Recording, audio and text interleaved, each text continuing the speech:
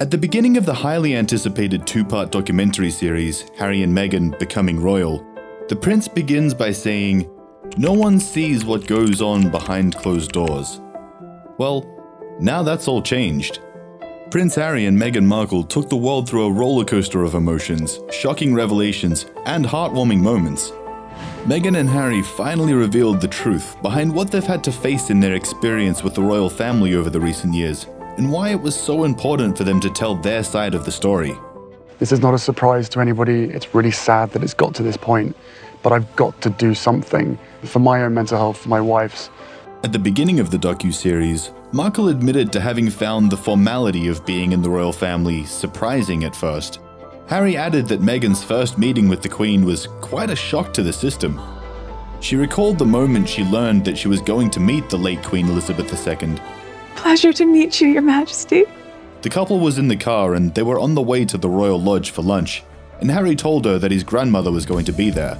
Meghan shared, "And I remember we were in the car driving up and he's like, 'You know how to curtsy, right?' And I just thought it was a joke."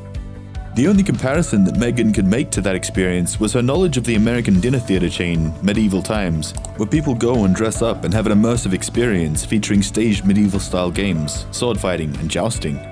Harry recalled that when his family first met Meghan, they were all incredibly impressed with her. He said, "Some of them didn't quite know what to do with themselves, because I think they were surprised." However, he explained the fact that he was dating an American actress was probably what clouded their judgment more than anything else. It's a full plate, but we're making it work. He said that his family thought, "Oh, she's an American actress. This won't last." Meghan understood that her career as an actress was probably the biggest problem. She was aware of the idea of what Hollywood looks like from the UK perspective, and she felt like it was very easy for the royal family to typecast her into that same bracket. Before the couple had started dating around 2016, Harry explained that he was looking to find someone who would be willing and capable of being in a relationship with a royal family member. The couple also revealed the intimate details of how they first met back in 2016. At the time, Meghan was working as an actress on the show Suits, and the second season had just been confirmed. I'm Rachel Zane. I'll be giving you your orientation. Wow, you're pretty. Her plan was to stay single for a couple of months and have some fun girl time. She shared, "I had a career, I had my life, I had my path. And then came H. I mean, he literally talks about a plot twist." The pair were introduced to one another through a mutual friend, and after exchanging numbers, they organized to meet in person. They remained constantly in touch, and yet Harry still had his reservations about getting someone involved with the complications of his royal life. He thought, "How can I ever find someone who is willing and capable of being able to withstand all the baggage that comes with being with me?" The couple reveals that Prince Harry was late to their first date, with Meghan describing him as refreshing fun and recalling that they were just childlike together. Their first date was undoubtedly a success, and they even agreed to meet again the next day. The couple then came up with a 2-week rule.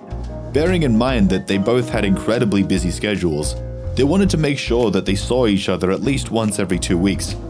We were able to really have so much time just to connect, and we never went longer than 2 weeks without seeing each other, even though we were obviously doing a long-distance relationship.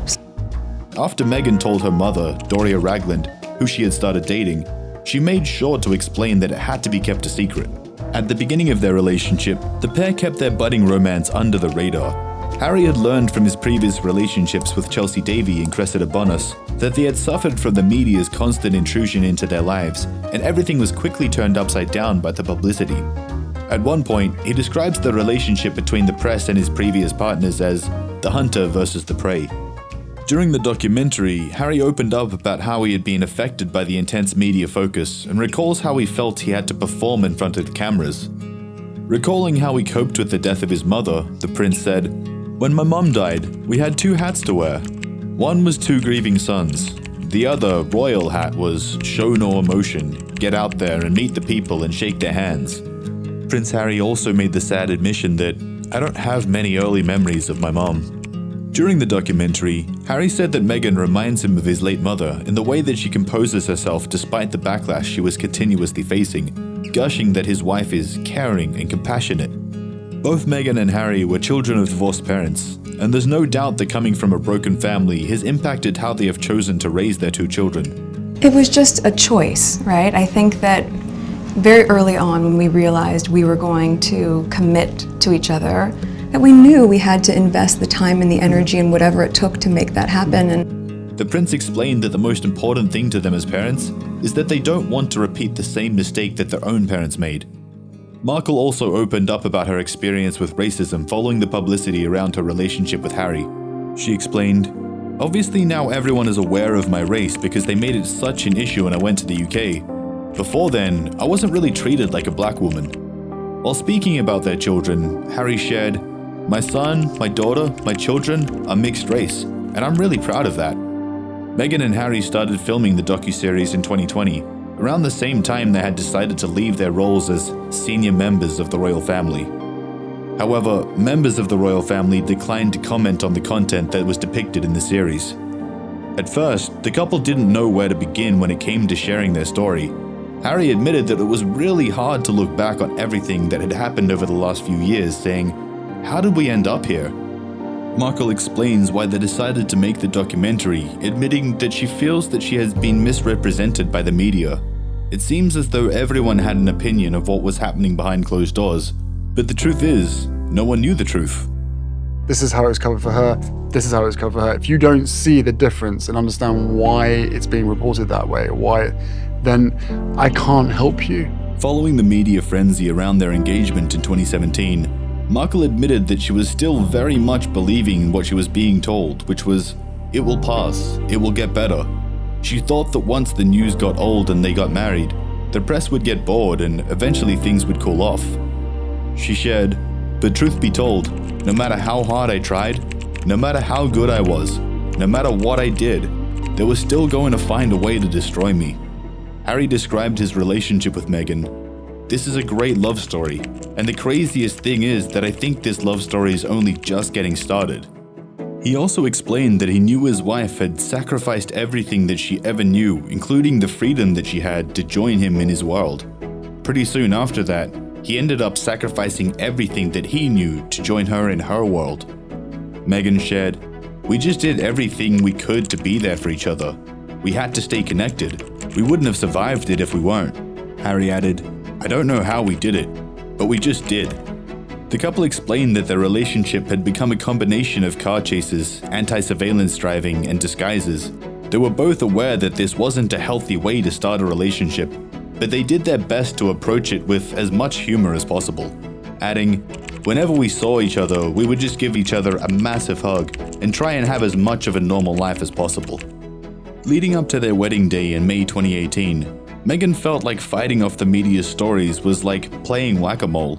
She explained that the press was pulling out people to create and plant the most salacious stories that they could, adding, "Then it started to get scary. The media storm seemed to only grow more malicious, and Harry admitted that members of the royal family didn't believe that Meghan should be protected from it. They didn't believe that she should receive any special treatment. He said that the only direction he was given from the palace was, 'Don't say anything.'" Following part 2 of the couple's documentary airing, it's been alleged that Markle became the scapegoat for the palace. Meghan saw how it would play out. She explained that a story about someone in the family would pop up for a minute, and the immediate solution to make it go away would be to use Markle as a distraction. The final straw was when the press began to cover the breakdown of Meghan's relationship with her father. According to her lawyer, Afia, everything seemed to be nothing but a pool of negative, nasty coverage about her. Part 2 also covers Harry's regret over the way he handled Meghan's struggle with her mental health during the media frenzy. The couple opened up about her mental battle and suicidal thoughts, which she first publicly spoke about in her March 2021 Oprah Winfrey interview. Look, I was really ashamed to say it at the time, and ashamed to have to admit it to Harry especially, but I knew that if I didn't say it, that I would do it, and I just didn't want to be alive anymore.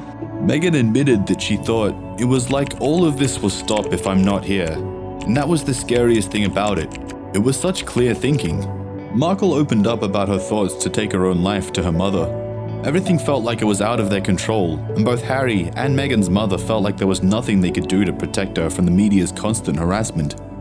Harry confessed, "I was devastated. I knew that she was struggling. We were both struggling, but I never thought that it would get to that stage. And the fact that it got to that stage, I felt angry and ashamed. He shared, "Looking back at it now, I hate myself for it. What she needed from me was so much more than I was able to give." As part 2 of their documentary unfolds, the world will hear more about how Harry and Meghan have had their lives turned upside down, but more importantly, how they remained strong and supportive of one another through it all. We hope that Harry and Meghan are able to find peace and happiness away from the chaos of the press and can finally heal from all the damage that's been done by the media.